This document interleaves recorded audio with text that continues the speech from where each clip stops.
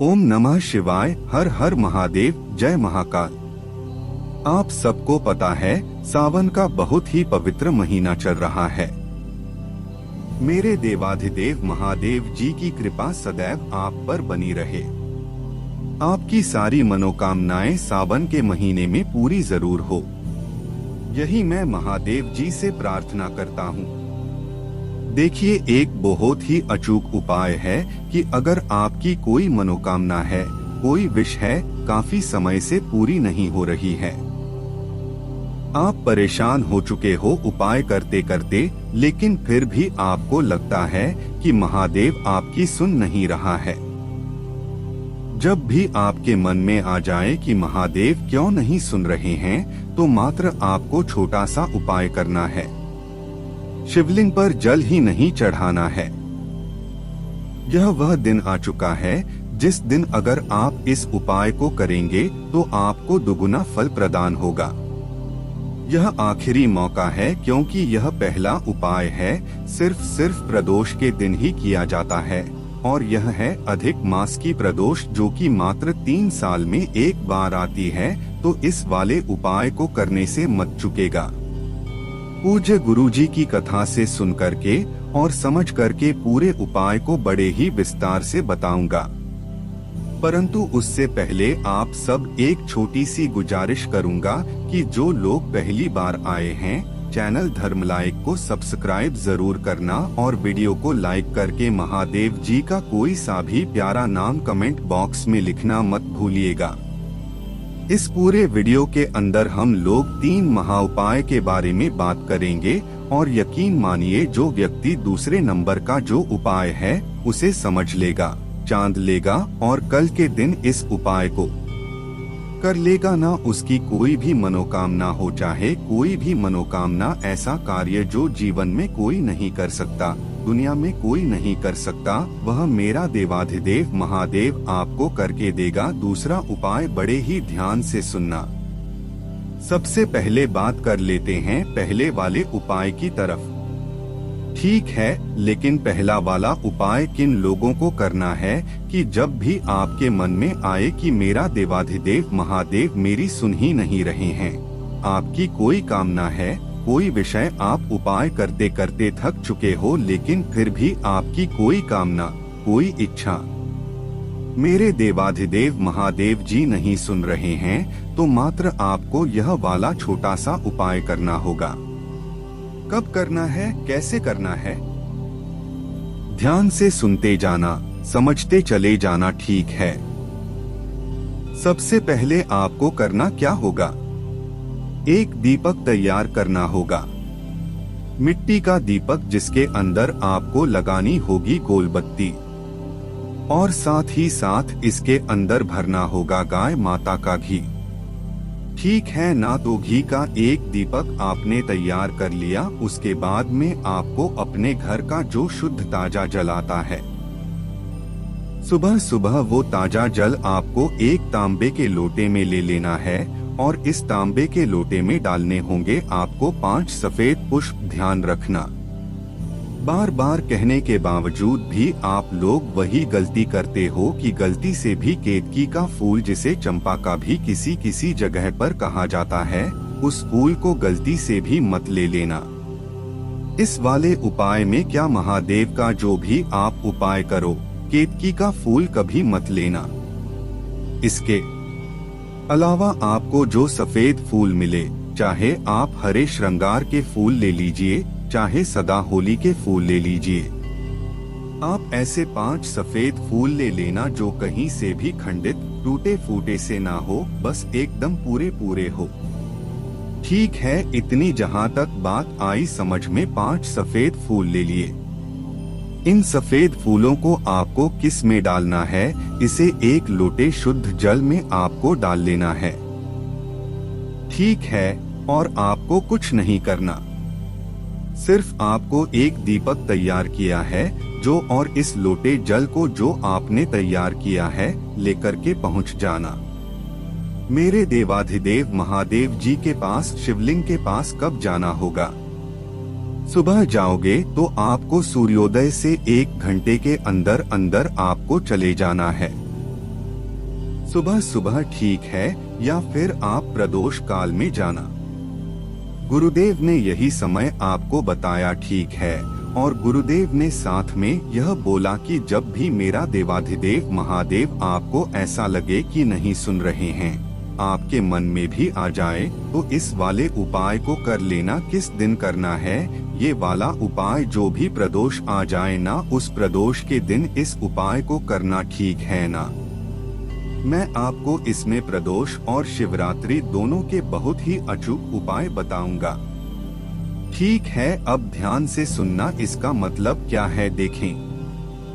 गुरुदेव ने कथा में साथ में यह भी बात बताई थी। फिर इस वाले उपाय का जो प्रमाण है वो महाभारत के बुक में भी आपको देखने के लिए मिलेगा। साथ ही साथ श्रीमद् भागवत गीता है, उसमें भी आपको देखने के लिए मिलेगा। इतना अचूक उपाय है। करना कैसे होगा? उत्तर दिशा की तरफ, नॉर्थ डायरेक्शन की तरफ मुंह करके खड़े हो जाना। लेकिन उससे पहले आपको करना क्या होगा कि अगर शिवलिंग के ऊपर कुछ भी गंदगी वगैरह कुछ भी हो रखी है, तो आपको पहले शिवलिंग का अच्छे से साफ कर देना है, अच्छे से धुल देना, ठीक है। उसके बाद में जो आपने 1 लोटा शुद्ध जल लिया है ना, उस 1 लोटा शुद्ध जल को सबसे पहले आप समर्पित कहाँ पर करेंगे? भगवान गणेश जी के स्थान पर। क्या मुझे बताने की जरूरत है? आप सबको पता है ये वाला जो शिवलिंग पर स्थान होता है, भगवान गणेश जी का स्थान होता है। दूसरे नंबर पर आपको जल समर्पित करना है कार्तिकेय जी के स्थान पर। तीसरे नंबर पर आपको माता अशोक सुंदरी के स्थान पर। चौथे नंबर पर जल आप समर्पित करोगे माता रानी के हस्त कमल पर। ध्यान दीजिएगा, यहाँ पर आपको इस तरीके से चारों तरफ से गोल ऐसे घुमा करके लेकर के आना है। उस जल को उसी 1 लोटे में से जल समर्पित करना है, और जो भी जल लास्ट में बचे, थोड़ा सा जल बचा लेना। उस जल को आपको महादेव जी के शिवलिंग पर नहीं चढ़ाना है ना, तो आपको घबराना नहीं है। क्या हम महादेव जी को जल नहीं चढ़ा सकते? आप चढ़ा सकते हो, लेकिन इस वाले उपाय के वक्त आपको नहीं चढ़ाना है। तो फिर बाकी के जल को आप क्या करेंगे? उसे लेकर के, और साथ ही जो आप 1 दीपक लेकर, क्या ना वो अपने साथ ही रखना, ठीक है ना। इस लोटे को लेकर के पहुंच जाना। अंत में जो बाकी का जल है वो पूरा का पूरा आपको बेलपत्र के पेड़ में चढ़ा देना है। ठीक है। ओम नमः शिवाय, श्री शिवाय नमस्ते बम का स्मरण करते हुए ठीक फिर से वापस आप मंदिर में आओगे। मंदिर में आने के बाद में जो मंदिर की चौखट होती है, शिवालय की चौखट, उस शिवालय की चौखट पर आपको 1 दीपक अपनी कामना के करके प्रज्वलित कर देना है। ठीक है। अब इस वाले उपाय का फल देखने के लिए कहाँ पर मिलता है, ये चीज ध्यान दीजिएगा। गुरुदेव ने अपनी कथा में बताया था कि इसका जो प्रमाण है वो आपको महाभारत में, श्रीमद् भागवत गीता में, ब्रह्मवैवर्त पुराण में, सब में आपको इसका प्रमाण मिलेगा।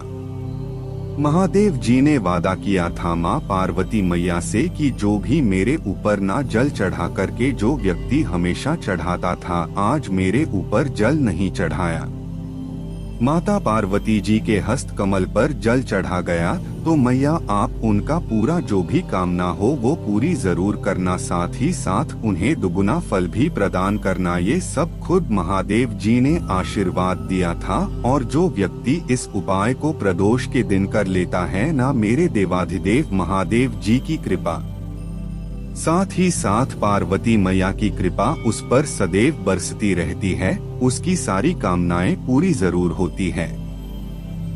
अब जैसा कि मैंने आपसे बोला था दूसरे वाले उपाय की तरफ, ठीक है, लेकिन दूसरा वाला उपाय किन लोगों को करना है, पहले तो उन चीजों को ध्यान से सुनिएगा।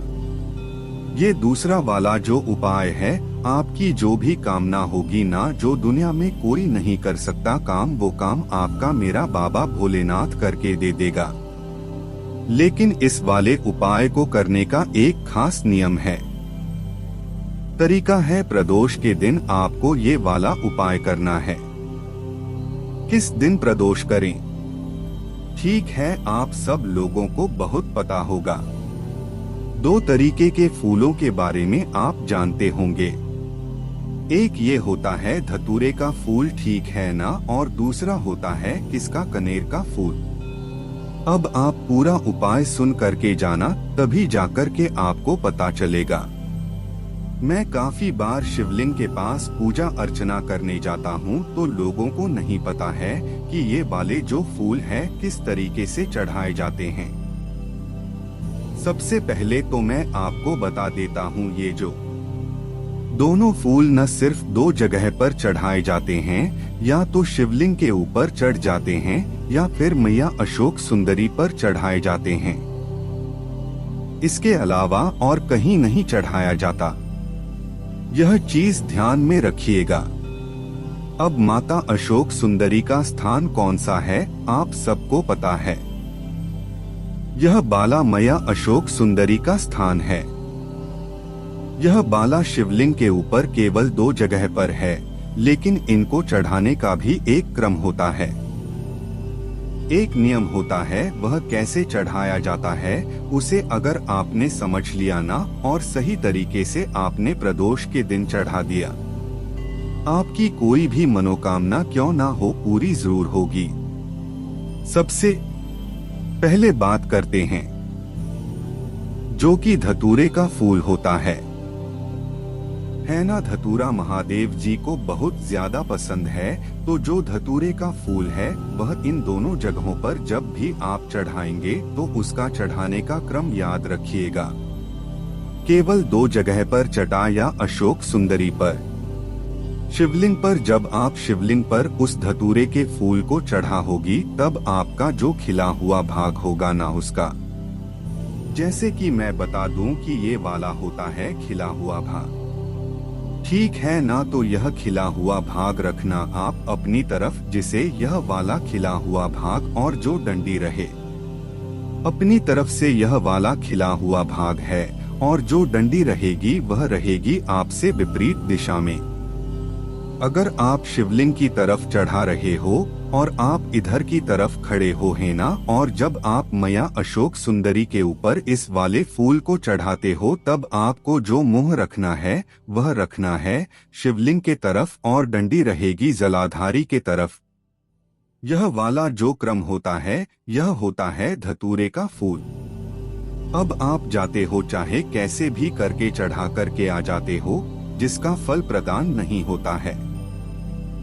हमेशा ध्यान में रख लेना, पूरी सृष्टि एक नियम से चल रही है। हर एक उपाय का भी एक नियम है, उसी तरीके से आपको करना है।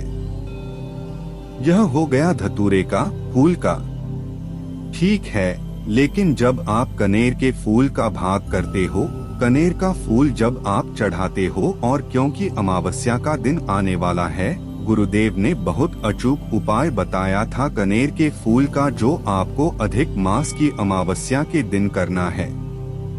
जब अधिक मास जा रहा हो, सावन वापस से आ रहा हो, उस वक्त में जो व्यक्ति कनेर के फूल का यह उपाय कर लेगा ना, तो मेरे देवाधिदेव महादेव जी की क्या, सारे देवों की कृपा इस तरीके से बरसेगी। तो उस वक्त में सभी देव मिलकर के अपना धन खजाना लुटाते हैं, और वह पूरा लुटा हुआ खजाना आपको भी मिलता है। धन की कभी कमी नहीं होती है जीवन में, ठीक है। अब बात करते हैं दूसरे वाले की, जो कि आपके पास में किसका है। कनेर का जो पीला पीला सा कनेर का फूल आता है, मैंने आपको बता दिया था, ठीक है। अब ध्यान से सुनो, इसको चढ़ाने का क्रम जस्ट उल्टा है। जब आप शिवलिंग के ऊपर चढ़ा गए ना, तो उसकी डंडी रहेगी आपकी तरफ, और जो खिला हुआ भाग रहेगा वह रहेगा विपरीत दिशा में, ठीक है। और जब अशोक सुंदरी पर आप चढ़ा होगे, तब भी उल्टा रहेगा। खुला हुआ भाग जो रहेगा, खिला हुआ वह रहेगा। जलाधारी की तरफ डंडी रहेगी शिवलिंग की तरफ। जो भी व्यक्ति इस तरीके से धतूरे का फूल या कनेर का फूल चढ़ा करके एक लोटा शुद्ध जल मेरे देवाधिदेव महादेव जी के ऊपर समर्पित कर देता है ना, उसकी चाहे कोई सी भी कामना क्यों ना हो पूरी जरूर होती है। यह हो गया दूसरा उपाय। अब बात कर लेते हैं तीसरे उपाय की तरफ। तीसरा उपाय बेसिकली कोई उपाय नहीं है। मैं आपको बताना चाहता हूं कि कई लोगों को यह नहीं पता होता है कि किस दिन की प्रदोष आपको क्या फल देती है, क्योंकि कल जो है वह रविवार की प्रदोष। तो सबसे पहले मैं रविवार की प्रदोष के बारे में बता देता हूं कि जब भी कभी कोई रविवार की प्रदोष पड़ जाए, उस दिन मेरे देवाधिदेव महादेव जी से जो भी आप कामना करोगे ना वह पूरी होती है। और क्या कामना पूरी होती है? ध्यान से देखना कि जो काम दुनिया में कोई नहीं कर सकता है ना, जो काम दुनिया में कोई नहीं कर सकता, कोई नहीं कर सकता, वह काम मेरा देवाधिदेव महादेव जी आपको करके दे देता है। यह रविवार का है। अब मैं आपको बता देता हूँ, सोमवार की अगर कभी प्रदोष पड़ जाए तो सोमवार की प्रदोष आपकी इच्छा पूर्ति के लिए होती है। ठीक है, दूसरे नंबर पर आपको मैं बता देता हूँ कि मंगलवार की जो प्रदोष होती है वह आपके रोग मुक्ति प्रदान करती है। ठीक है, बुधवार की जो प्रदोष है वह आपको कामना पूर्ति, जो भी आपकी कामना पूर्ति है उसके लिए होती है।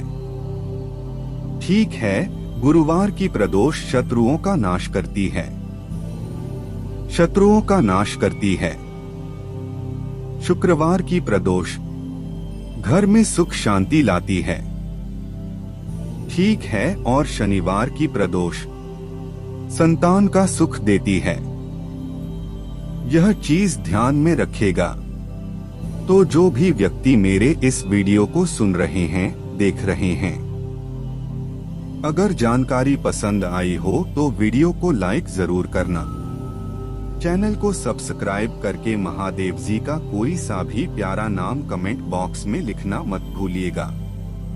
मैं मिलता हूँ आपसे अगले वीडियो में। तब तक के लिए ओम नमः शिवाय। जय महाकाल।